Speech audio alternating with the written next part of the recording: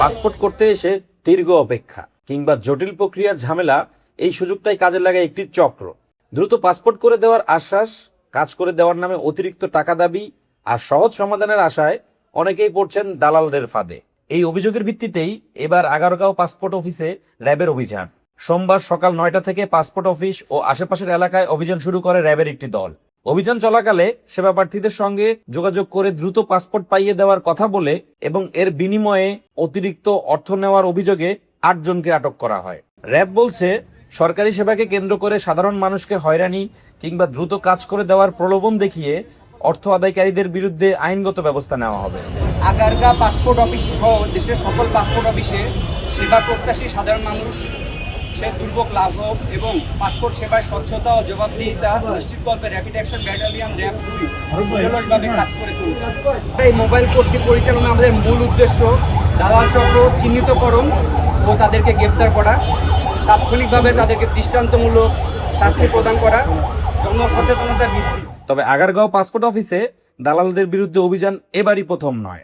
এর আগেও চলতি বছরের 8ই এপ্রিল একই এলাকায় অভিযান চালিয়ে 6 জনকে আটক করেছিল র্যাব 2। পরে ভ্রাম্যমাণ আদালতের মাধ্যমে তাদেরকে বিভিন্ন মেয়াদে কারাদণ্ড দেওয়া হয়।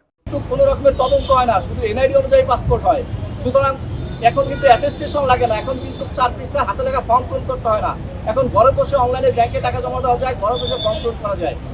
এই বিষয়গুলো কিন্তু অনেক স্মুথ।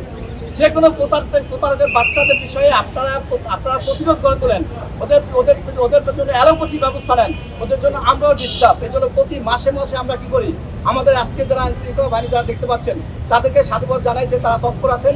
আজকে এই জন্য তাদের অভিযান সফল হয়েছে। তবে শুধু অভিযান কিংবা আটকের মধ্যেই নয়, এই দালাল চক্রের মূল হোতাদের শনাক্ত করে কার্যকর ব্যবস্থা নেওয়া এবং ভবিষ্যতে যাতে তারা আবারও একই কর্মকাণ্ডে ফিরতে না পারে, সেটি এখন সবচেয়ে বড় চ্যালেঞ্জ। দালাল চক্রের বিরুদ্ধে অভিযান নিয়মিত হলেও তাদের তৎপরতা পুরোপুরি বন্ধ হচ্ছে না, এমন অভিযোগ সেবা প্রার্থীদের। তবে ভিতরে একটু গাফিলতি আছে, অনেকটা লেট হয়, এতটা লেট হওয়ার কথা না, কিন্তু ভিতরে কোনো ঘুষের কোনো ব্যাপার নেই, তবে লেট হয়, অনেক লেট হয়। যেমন আমি এই যে এখন পাসপোর্ট জমা নিব, অথচ 266 নম্বর আমার এই সিরিয়ালে পড়ছে। একটা পাসপোর্ট আমার টিকিটটা নিব, আমরা জমা পাসপোর্টটা দিয়ে দিবে, তাদের তো সর্বোচ্চ 5 মিনিটের বেশি লাগার কথা না, কিন্তু সিরিয়ালে এখনো তো মনে হয় 50 জন সিরিয়ালে আছে, এত লক্ষ থাকার কথা না সিরিয়ালে। এখন দেখার বিষয়, আজ আটক 8 জনের বিরুদ্ধে কি ধরনের আইনগত ব্যবস্থা নেওয়া হয় এবং পাসপোর্ট অফিস কেন্দ্রিক দালাল চক্রের বিরুদ্ধে অভিযান কতটা কার্যকর হয়।